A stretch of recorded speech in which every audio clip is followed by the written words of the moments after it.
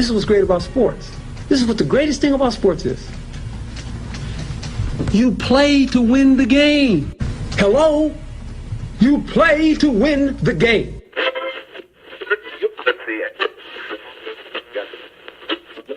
Winning isn't everything, but it's the only thing. In our business, there is no second place. Either you're first or you're last.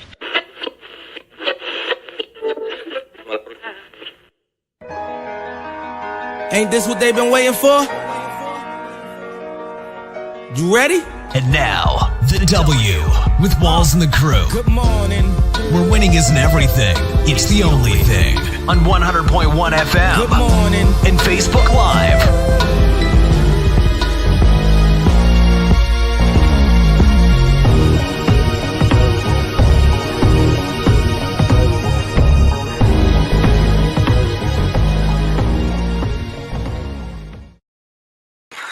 Good morning. Right back like we never left. Another Saturday morning with the W Show Kansas City, talking sports and pop culture. If this is your first time checking us out, we greatly appreciate you making us a part of your Saturday morning.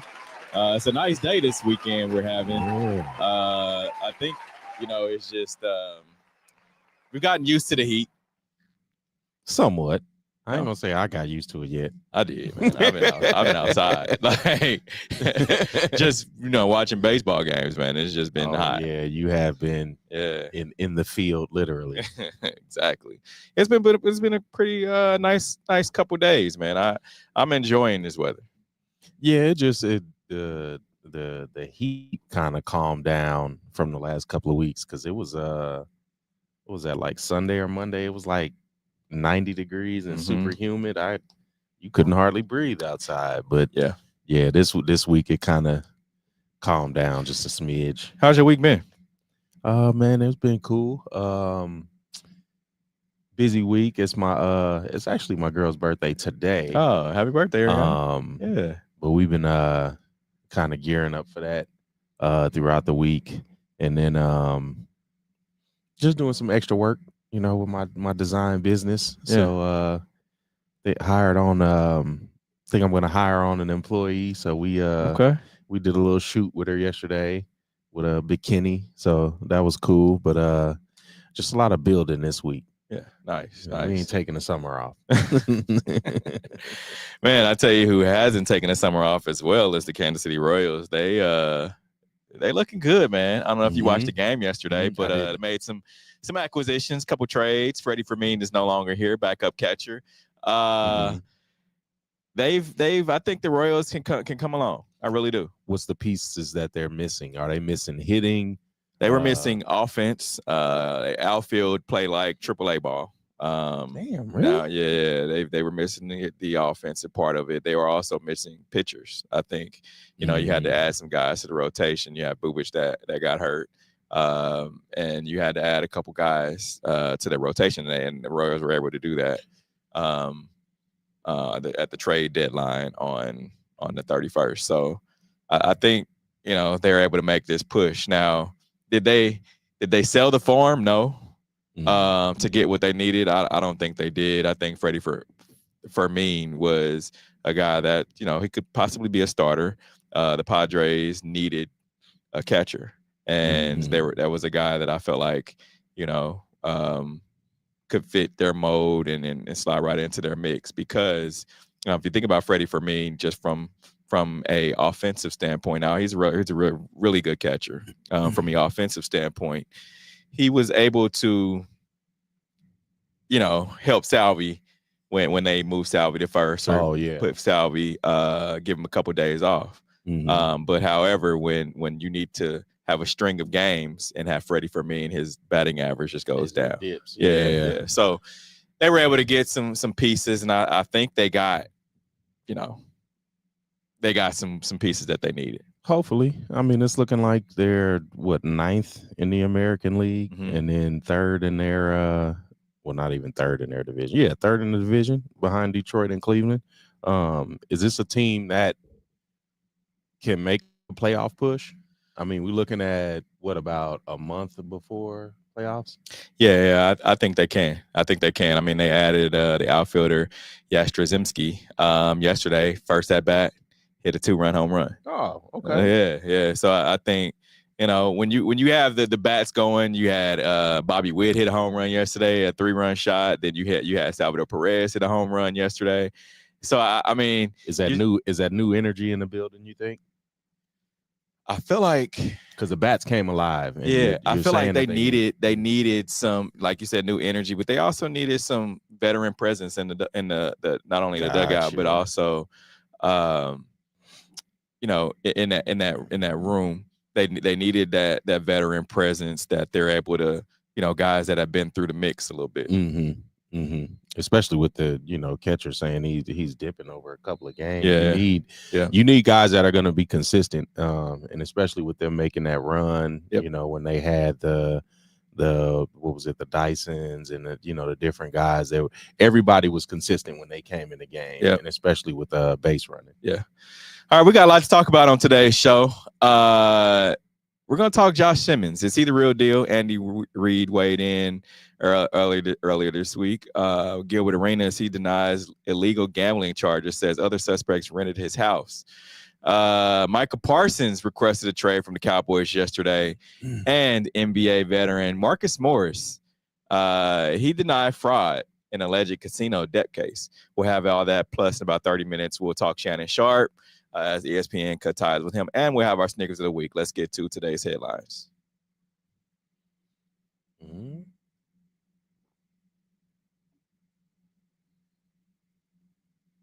There we go. And now, here are the biggest sports headlines from this week.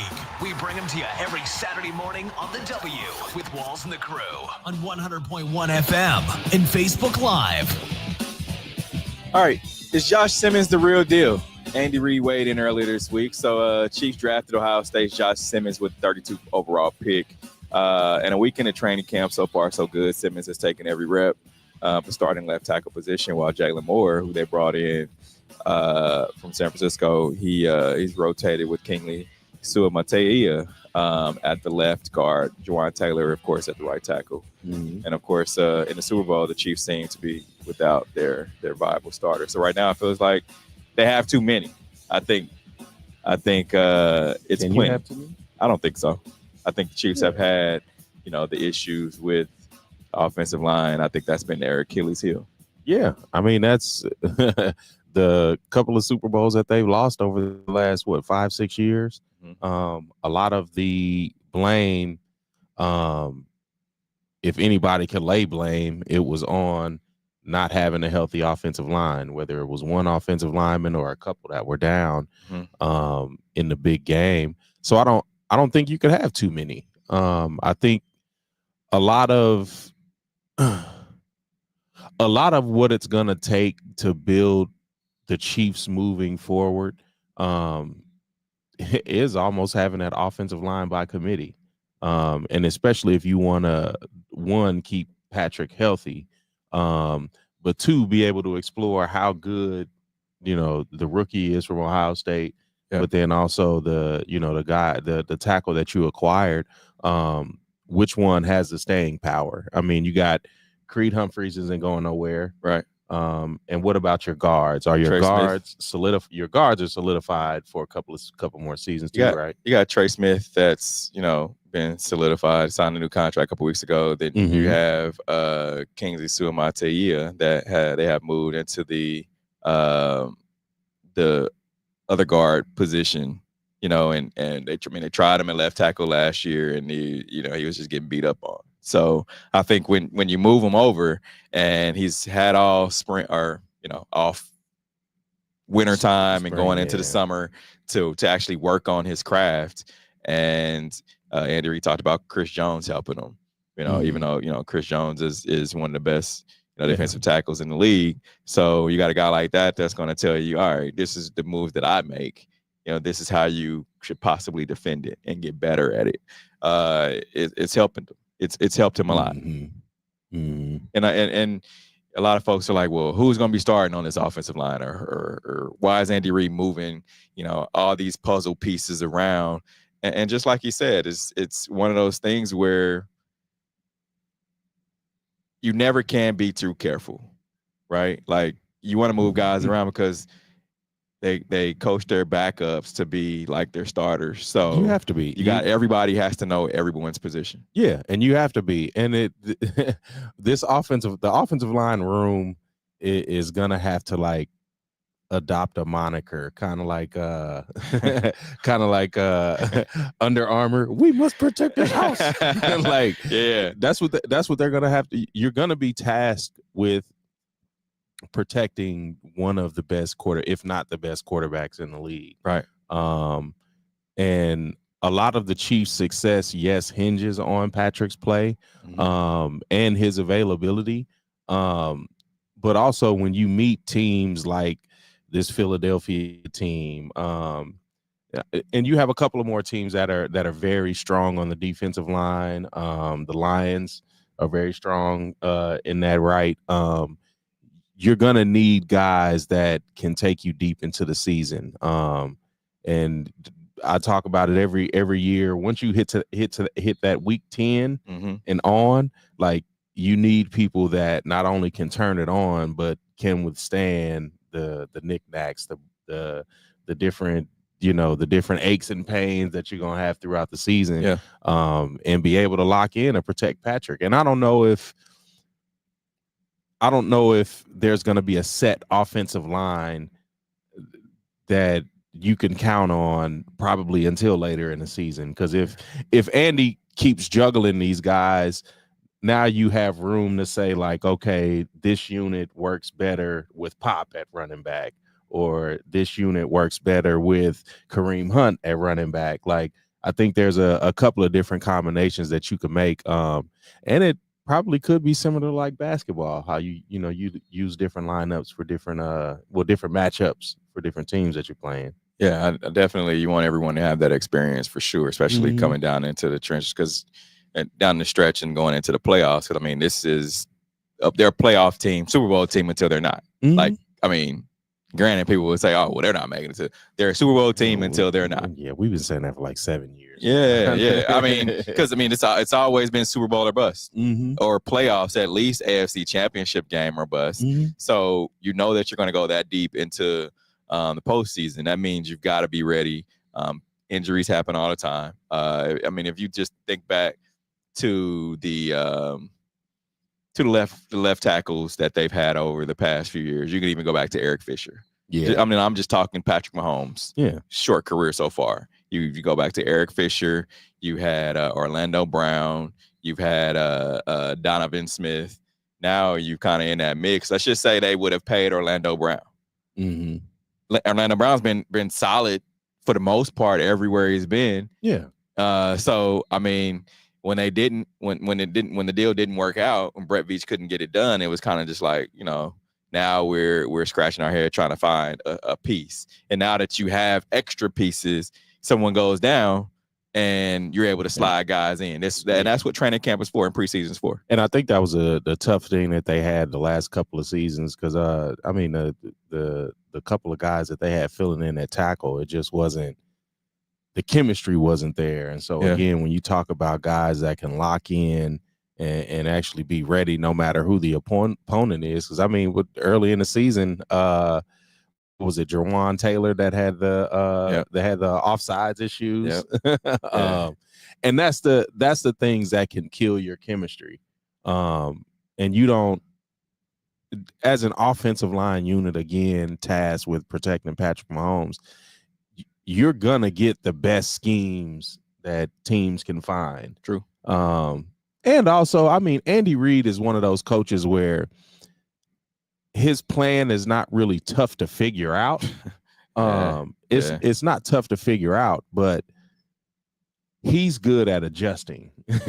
So like the plays that he draws up, being able to have 5-6 options onto that, plus whatever Patrick and whatever Travis comes up with that can break off of that into the offense, like that's not hard, but you just need players that's able to lock in and to be able to adjust like that. And just having this full deck of cards on offensive linemen, you could count on Andy like getting a little creative throughout the year. Yeah, you talk about full deck of cards. Gilbert Arenas. Oh, He tried to have a full deck of cards as he God. denied illegal gambling charges, says other suspects rented his house for poker. All right, so hours after his arrest, former Washington Wizards all-star guard Gilbert Arenas posted a video of himself dancing towards his wife after he was released from custody. So here's what happened. Gilbert Arenas has been federally indicted for allegedly running illegally high-stakes poker games inside his Encino, California mansion. According to U.S. Attorney's Office, the games ran from September 2021 to July 2022 and involved players paying per hand to participate, violating federal gambling laws. So detail of the alleged operation. The games were reportedly featured a pot limit, Omaha poker, I guess a complex high-stakes poker variation. So fees were changed per hand, which helped fund the operation. One of the defendants allegedly hired chefs, valets, armed security, and young women who served drinks and gave massages for tips.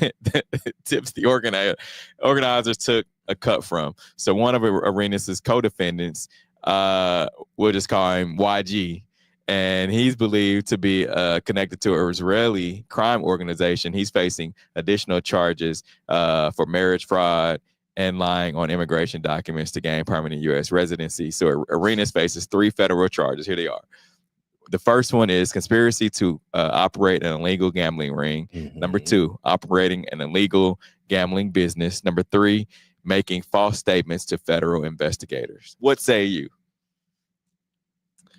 I don't know if he's as scot-free as he thinks he is. Okay. If he was indicted and then released. Yep. Yeah, they're gonna give you some time to hang yourself. And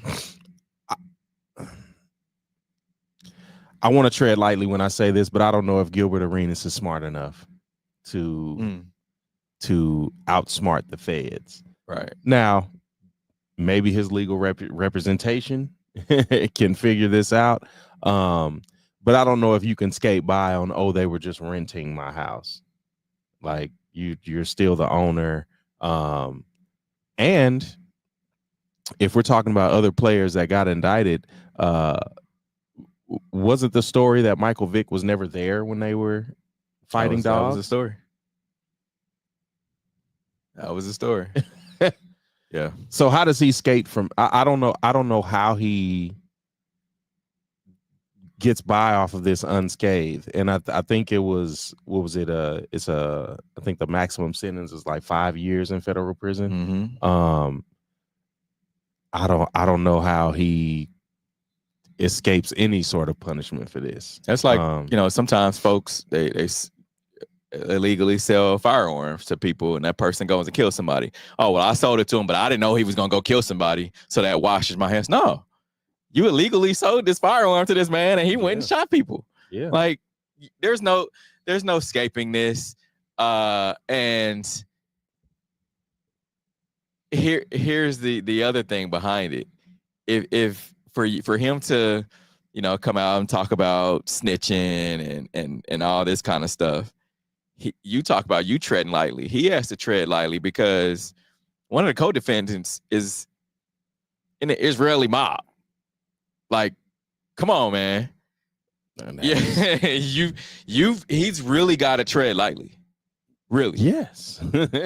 I think this goes deeper than it goes much deeper than just what they're talking about. Pot limit Omaha. Yeah, like it goes much deeper, especially when when part of the report was they had young women serving the drinks and giving massages. Yeah. So it wasn't. I'm not gonna say it wasn't. It does not sound like some of these women were of age. So yeah, it could be a tangled web within all of this. Just even with his co-defendant being in the Israeli crime mob, like, yeah, I'm not understanding the layers of this, but I feel like we'll be able to understand what maybe by like next year, I would say, because that's when I'm sure they'll start rolling out charges and different things like that. But not charges, but I think when they when they start getting into actual court proceedings. Mhm. Like I don't know how he escapes this, and and I'm saying I don't know if Gilbert Arenas is smart enough, because I think looking at the video where he's celebrating coming out and saying, you know, they just rented my house, like you're doing a lot of talking right now. Exactly. And people should not hear from you when you're under indictment. Yeah. Like, and especially making public statements and videos, like, yeah. And somebody's gonna talk. Like it don't even have to be. It don't even have to be Gilbert Arenas. They got you from September 2021 to July 2022. That's 11 months worth of receipts, quote unquote, that they have of you running this illegal gambling ring. And the third charge on there is making false statements to federal investigators. Yeah. So he was already trying to like skirt the law. Yeah. And I feel like there were too many people involved. Like, who was the valet company? So probably going to talk to whoever owns the valet company. They're probably going to talk to whoever works that night. They're probably going to talk to former employees of the valet company. My guess is this: once they start talking to the valet company, and once they start talking to these young ladies, or once they start talking to these other people that were there, all they want to know right now is, did you ever see Gilbert Arenas at this residence while the gambling was going on? And if Gilbert Arenas is present, you're going to see and hear from him. Yep. Simple as that. Yep. Like, and good luck to the man. Because I don't know how you escape this, because one, I mean, federal indictments, they're over like 95% success rate, like conviction rate. So I didn't know. I didn't know there was like, I know they were high, but I didn't know that they high. It's in the 90s. Okay. And I don't see, unless he gets some legal representation that's, you know, something akin to, that has a reputation akin to like a Johnny Cochran that can help you beat the case. But I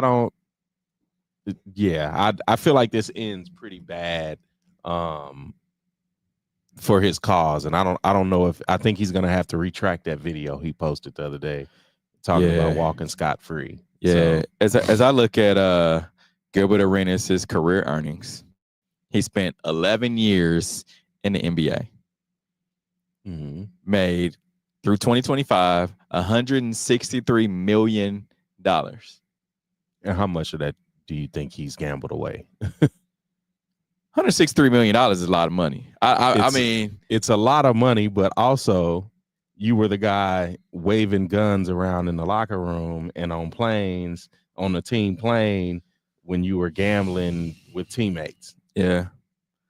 Yeah. He's 43 years old enough to know better. And he's made a lot of money. So why on earth do you need to run a gambling? Now, don't get me wrong. People play poker all the time. Us as friends, we can get a couple more guys and we can go to the house and play poker and have money. So I don't know what the difference is of like me running a poker game at my house and Gilbert Arenas allegedly running this illegal poker ring. The difference is, okay, if you smoke hookah and you like going out to smoke hookah, sometimes those $25 hookahs add up over time. Okay. So at some point you're like, hey, I maybe want to buy a hookah and some shisha and do it at home. Yeah. Okay. I got you. So that way I get $100 for the hookah, you know, probably $13 for a couple of cans of shisha, and you do it at home. Okay. Now you're a gambling guy. Yeah, of course. And you tired of this one dealer that makes you lose these $100,000 hands. Yep. All right, I'm gonna hire my own dealers and do it at my house. Cool. That's illegal. That's illegal. On top of having young girls with massages, like, come on, dog. Like, it's just, it's way too much entertainment in the world. Like, it was probably cheaper for him to fly to Vegas. What's that, a hour flight from where he is in LA? Like, Probably not even an hour flight, a half-hour flight. Like, go to Vegas, gamble, go do the high-stakes stuff down there. That's what it's set up for. Yeah. Like, why are you? But it's no fun that way. Being able to have the women come through, being able to have your friends come through, being able to have, at my crib, I'm making money off this. I ain't necessarily got to gamble, but I'm still making some type of money. Y'all renting my spot, plus the house is getting paid. Some kind of way the house is getting paid. Yeah, good You know what they say, the house always wins. Yeah. All right, talk about good luck. Micah Parsons isn't having good luck as he requested a trade from the Cowboys yesterday. So Micah Parsons announced he requested a trade from the Dallas Cowboys in a social media post on Friday, and his teammates have come out in support of him. So Micah Parsons, 26 years old, said after months of stalled negotiations that he no longer wants to be with the Cowboys. So in his post, Parsons said he did everything to show he wanted to stay with the Cowboys. He said, yes, I wanted to be here. I did everything I could to show that I wanted to be a Cowboy and wear the star on my helmet. He said, I wanted to play in front of the best fans in sports and make this America's team once again. He said, the team my pops and I grew up cheering for way up in Harrisburg, Pennsylvania. Unfortunately, I no longer want to be here, Parsons wrote in his Instagram post. He said, I no longer want to be held in closed doors negotiations without my agent present. I no longer want to have shots taken at me for getting injured while laying it out on the line for the organization, plus more. So he's talking to Jerry. But I feel like we had this same kind of like threat with, didn't Dak request a trade or something like that before he got? Maybe it wasn't Dak. Maybe it was somebody else. But it was so CeeDee Lamb was, they were going back and forth with negotiations with him last year. Kind of similar things with CeeDee Lamb never, I don't believe, requested a trade. However, they got his deal done before camp. Yeah, and the I guess the story is that Jerry and Dak were having conversations, and it went from one conversation and spun into contract talks. And once the contract talks were gaining some momentum, that's when Dak said, all right, let me loop my agent in on this. And once he said that is when everything stalled. Yeah. And Jerry's such a terrible owner for his team, because it seems like his stars never really get paid. I feel like maybe it was Ezekiel Elliott that went through some things, but it's just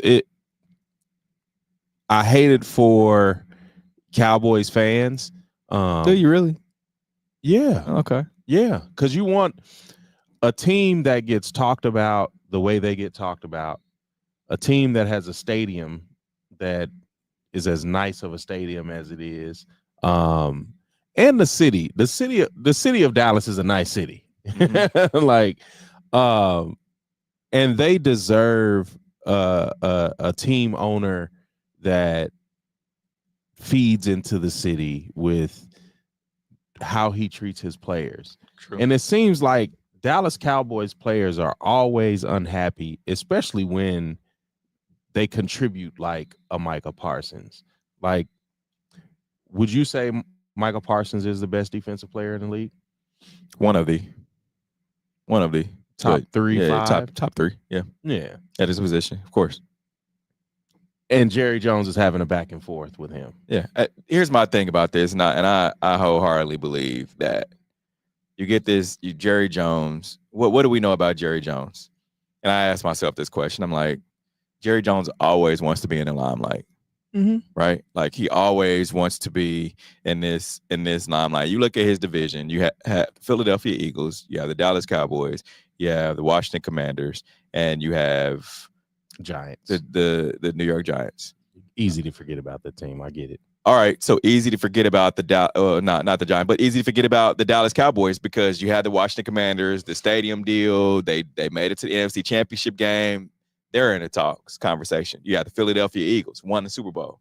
Mm-hmm. Then you have this Giants team who is now supposedly has gotten much better this past offseason. I doubt it. So where does that leave Jerry Jones? Oh, we're supposed to be America's team. Nobody's talking about us. All right, how about we have our star player that is in the contract negotiations, right? There's really, I would not be worried about about Micah Parsons leaving the Dallas Cowboys. I'm not worried about that at all. He'll get his money, but Jerry's gonna string it along a little bit. Now you look at that at what happened, or what Micah Parsons saying that happened is they met, contract negotiation started. I want to loop my agent in, and now you don't want to talk to my agent. I get that my agent. I read there was a report that came out that David Mulligetta, who is Micah Parsons' agent, also a bunch of other guys' agents, has closed over $1 billion in contracts. Mm-hmm. He's supposed to be one of the best agents in the world. Mm-hmm. So Jerry Jones don't want to talk to him. Not at all. Because he's going to get what's best for his client. The max amount, make him the highest paid defensive player ever. I get that. But come on, Jerry, you playing with fire. Because if Micah Parsons, and I don't think there is no way that I feel like Micah Parsons is going to pull a Chris Jones.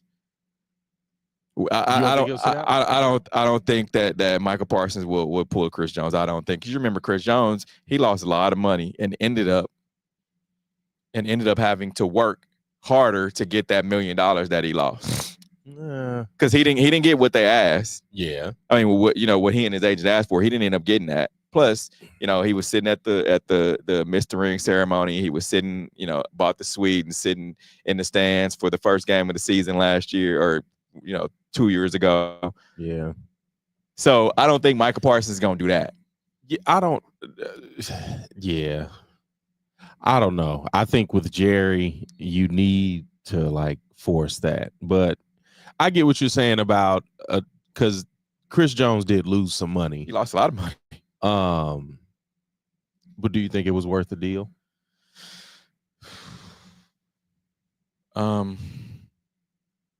Yeah, I mean, if you guarantee to get some money, and I'm gonna sit out and I got to do what I got to do, because this is the time where guys gonna try to talk, because you're not gonna talk contracts in the middle of the season. You're just not gonna do that. No, you hold all the cards in your hand preseason, because they don't know if you're gonna sit out or not. However, if you threaten to do it, or if you threaten to want to trade, now it becomes a problem. Now it becomes, we're not talking about wins. We're talking about when are we signing Micah. And that's what I think the strat, if Jerry Jones is using this strategy to bring more light to his football team, why? It's Jerry.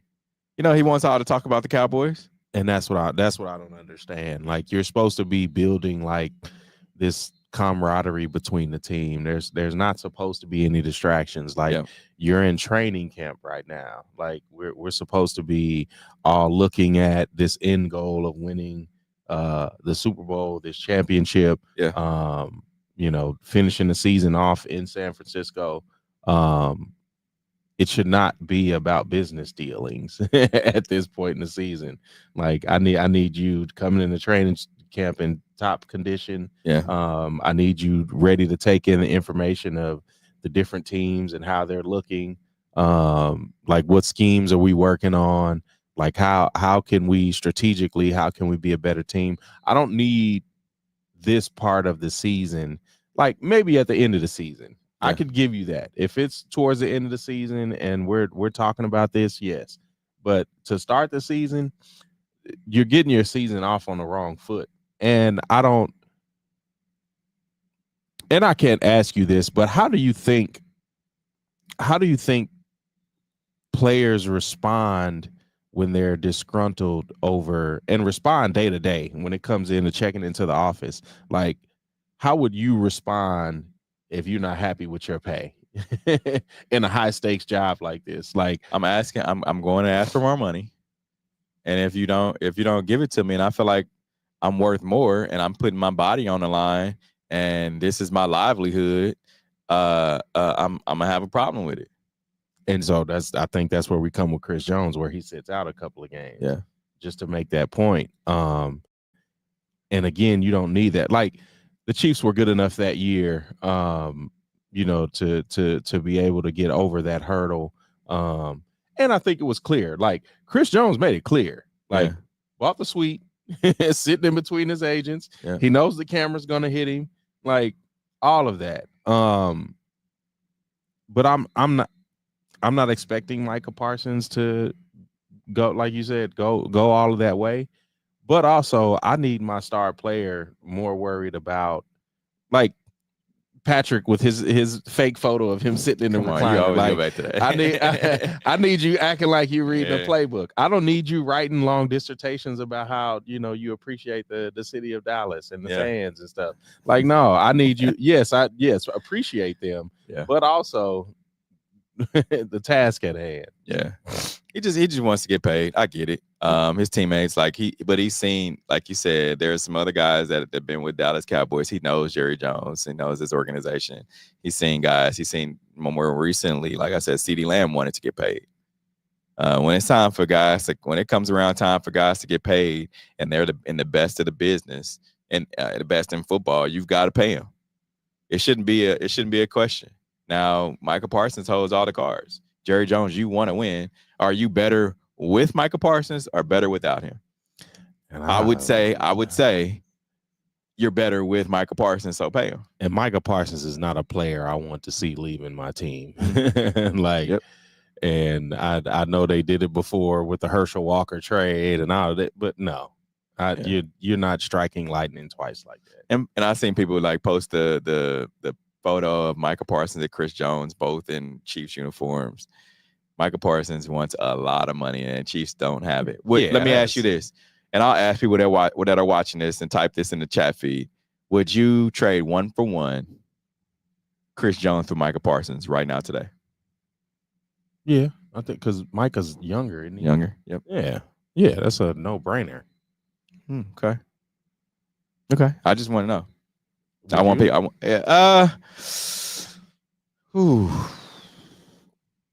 you're a fan. This is more. I mean, no, I taking the fan out of just looking at the total team, knowing what they lost last year. I think Micah Parsons makes you better, but that position Chris Jones plays, that defensive tackle position, man, I don't know. I'd have to think about it. I know you'd have Micah Parsons longer, as far as just because of his age. Chris Jones is over 30 years old, and he's only got a few more years of football left. So I'll take Micah. Yeah. Same. All right. NBA veteran Marcus Morris Sr. denies fraud allegations in alleged casino debt case. So, man, Marcus Morris Sr. is speaking out after spending more than 2 days in Florida jail. So he denies allegations of fraud tied to an unpaid gambling marker in Las Vegas and calling the illegal fallout wild and humiliating. So Marcus Morris is 35 years old enough to know better.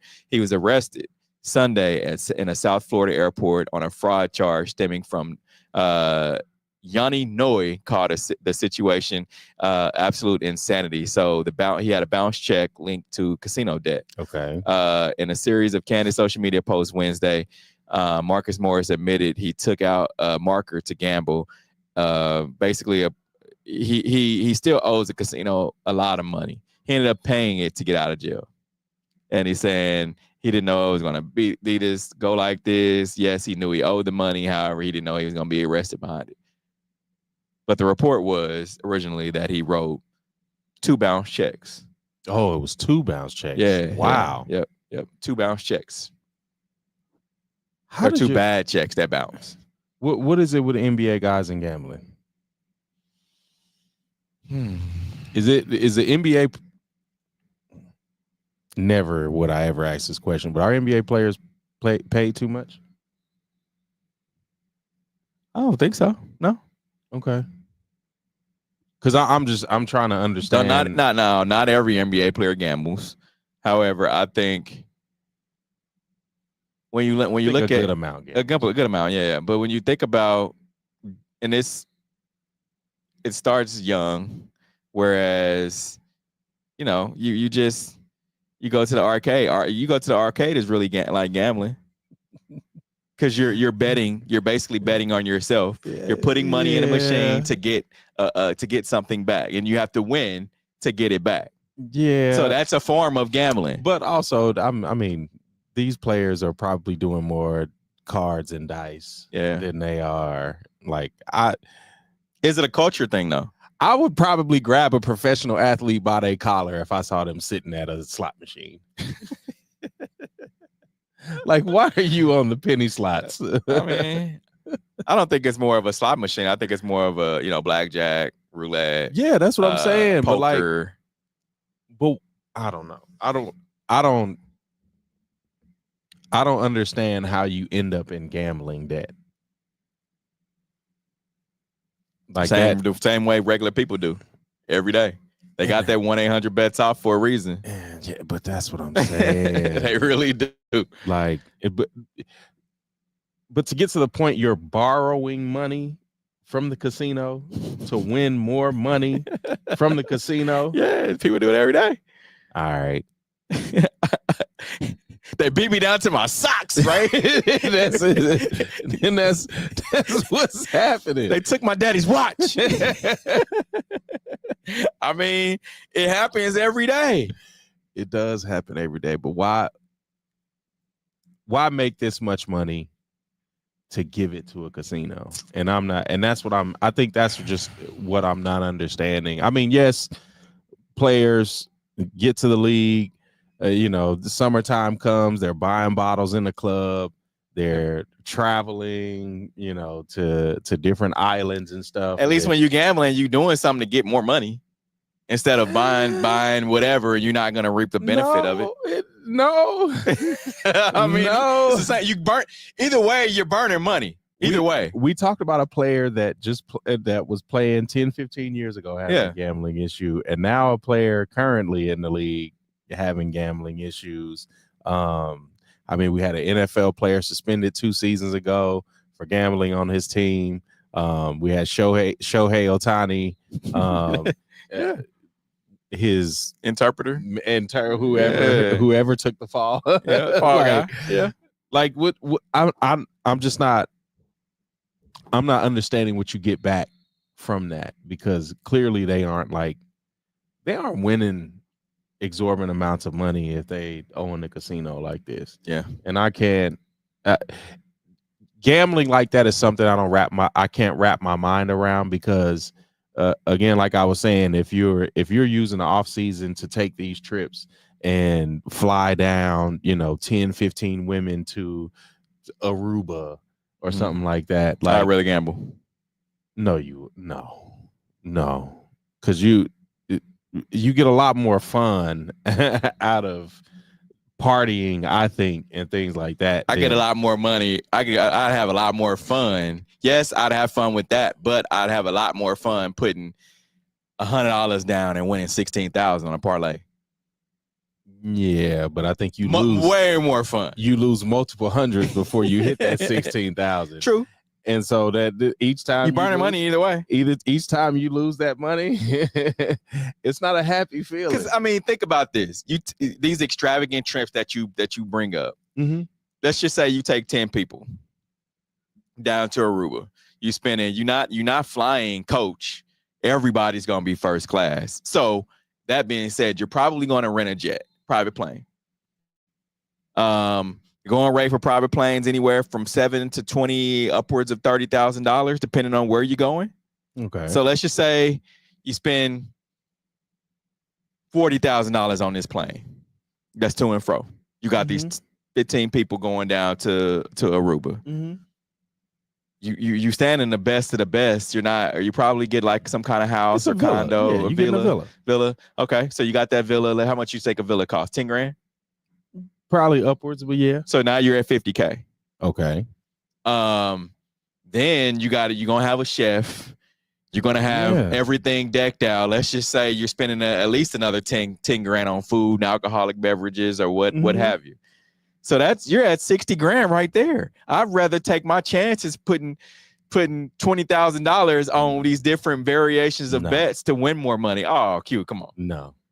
Because your $60,000 is gone like that, and all you got is a weekend. Yes, but also your 20,000 is gone because Micah Parsons missed a tackle because he was worried about his contract negotiations. Like, no, I'd much rather spend, and that's less money than spending. I'd save $20K. What you mean less money? This is a gambling addiction. So it's 20,000 this week and another 20 the week following. Yeah. But then at some point you're gonna hit though. After you spent 150. You seen Half Baked where your money start going down and you take put the tape on your hand, you get the money and it just shoots back up. So that's where you at. No. All right. No. On that note, we're going to take a quick break. Coming up, we're going to have our sneakers of the week during our Hate It or Love It segment. Plus, we'll talk some Shannon Sharp. We'll be right back. This is the W Show. You're tuned in to the W with Walls and the Crew, where winning isn't everything. It's the only thing. On 100.1 FM and Facebook Live. Are you not entertained? Are you not entertained? Is this not why you are here? Come spin with us, Kansas City. KC We Spin 360 is the coolest 360 video spinner experience for events.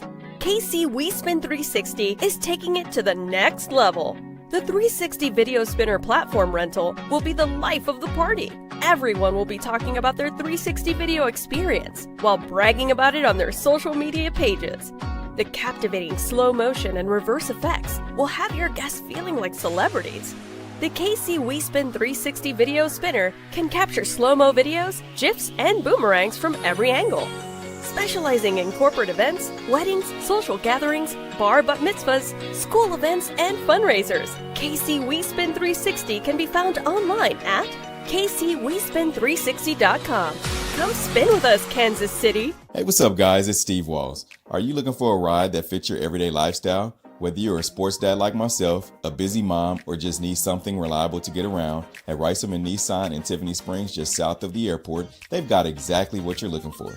Cars, SUVs, EVs, built for your everyday hustle. Their friendly and knowledgeable team is there to help you to drive off in the vehicle of your dreams. Because at Reisman, it's always every customer, every time. Swing by today and see why folks from Kansas City to Olathe trust Reisman Nissan to get them in gear. Tell them the W Show sent you.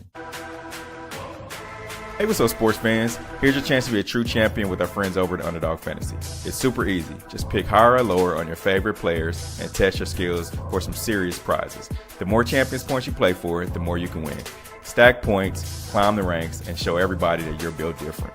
And when you sign up, don't forget to use promo code The W Show. That's right, use promo code The W Show to get in the game. Let's make some champions today.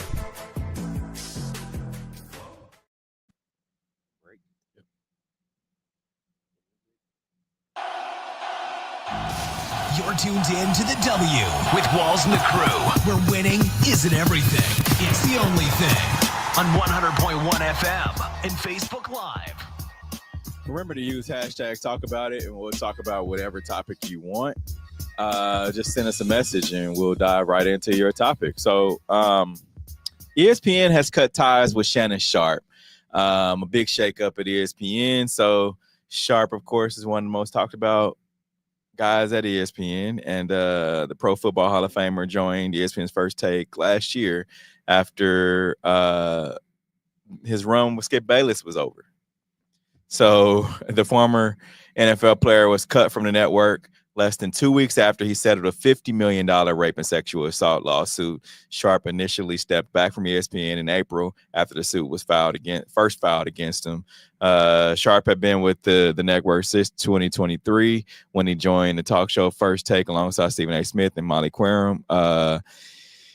Man, this is interesting. Let's hear what Shannon Sharp had to say about the firing. Obviously, I'm sure everybody's heard the news by now that I will not be returning to ESPN. I found out this information a little earlier in the week, and really the only thing that I really ask is, like, guys, could we wait until Monday? My brother's going into the Pro Football Hall of Fame.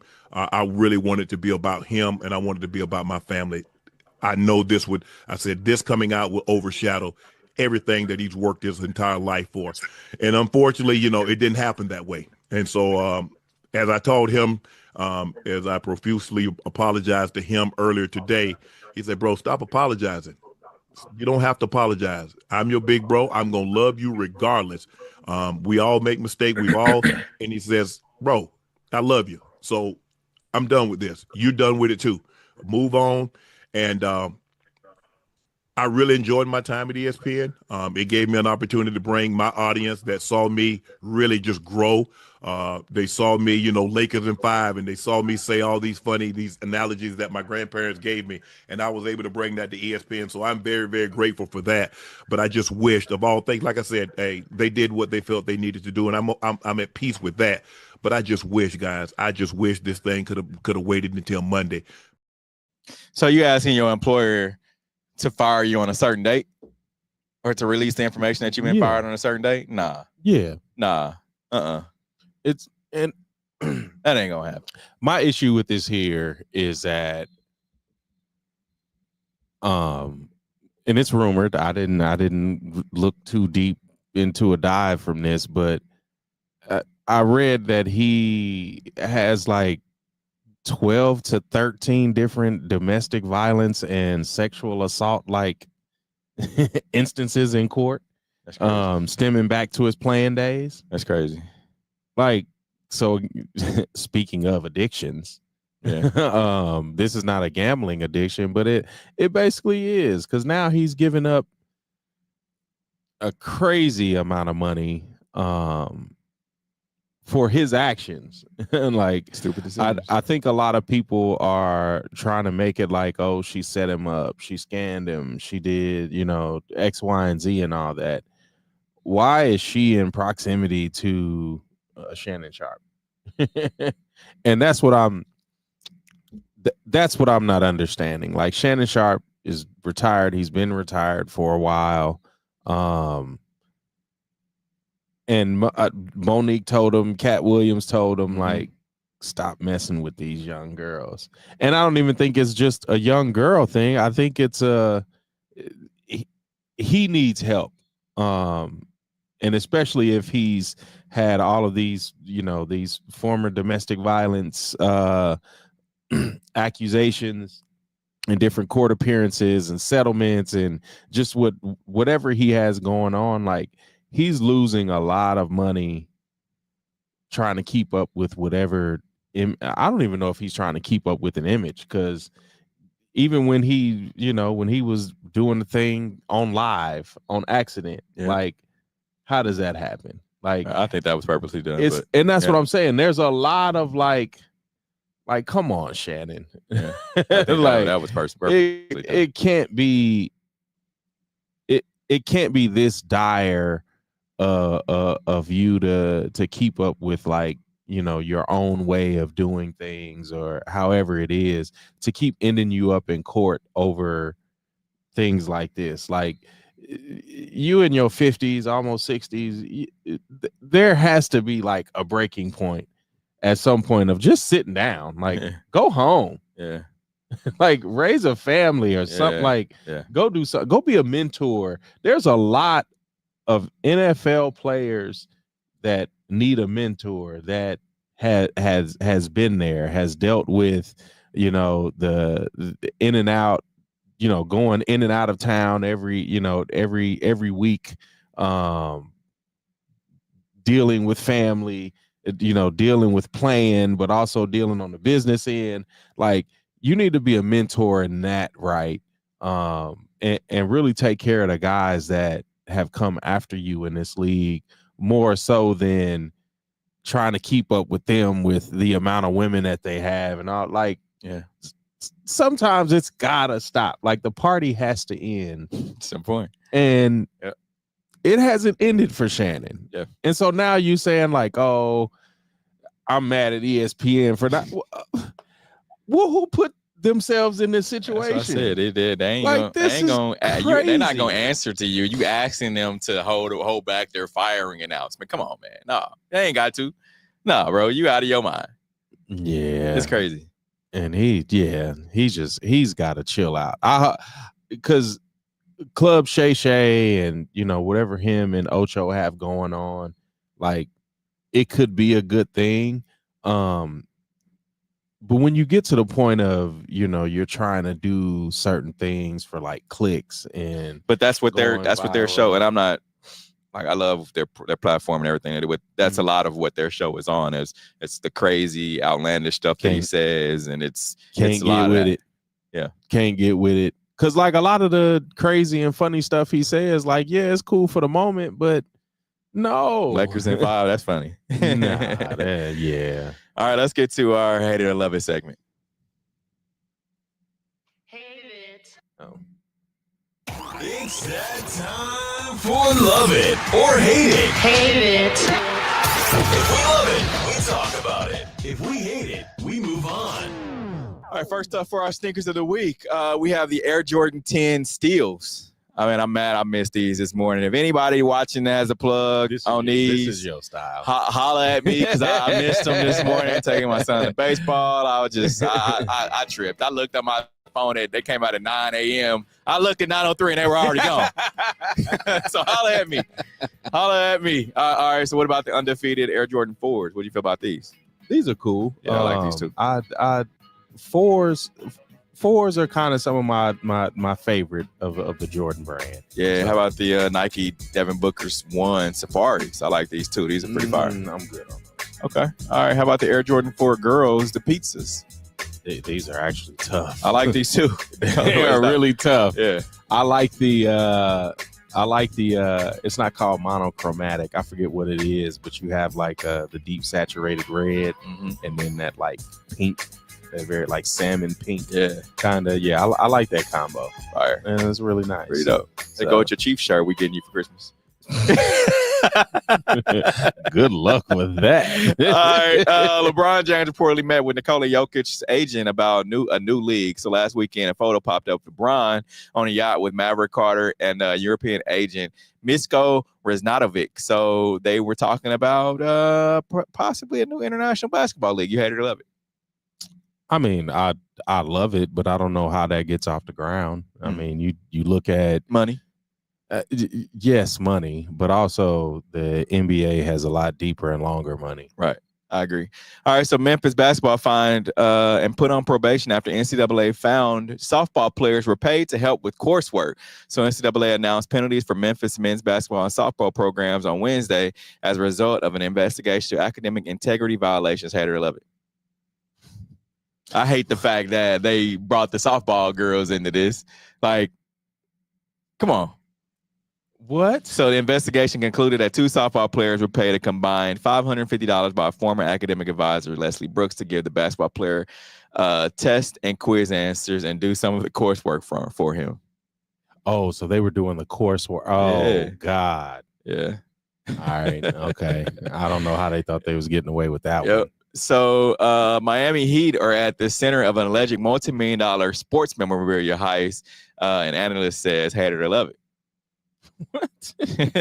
Yes, the Miami Heat organization is at the center of what are some calling the largest sports memorabilia heist in U.S. history after an NBA analyst alleged that on national radio that authenticated team collectibles were stolen and sold over extended periods. So analysts broke the news on the Dan Le Batard show saying that Heat memorabilia, including items from the NBA Finals, were stolen and sold over the course of at least 18 months. He added that some of the stolen items included full sets of game-worn jerseys from multiple players, which is extremely rare in the collector's world. So he also claimed a Miami police officer and an individual with ties to the NBA may be among those involved. Wow, police officer. I mean, I'm not surprised that police officers involved. Yeah. All right, so Daryl Morey, he walked back comments on the Lakers 2020 NBA championship. Hate it or love it. What did he say? So Morey was quoted saying that everyone, basically that the Lakers championship it's not valid. Yeah, it's basically the bubble championship is not valid. He just needs to shut up. He said he was quoted saying everyone around the league has spoken to and agrees that it doesn't truly hold up as a genuine championship. Shortly after that, he came back and said, "I'm frustrated. Of course, people I respect. Of course, I respect that title."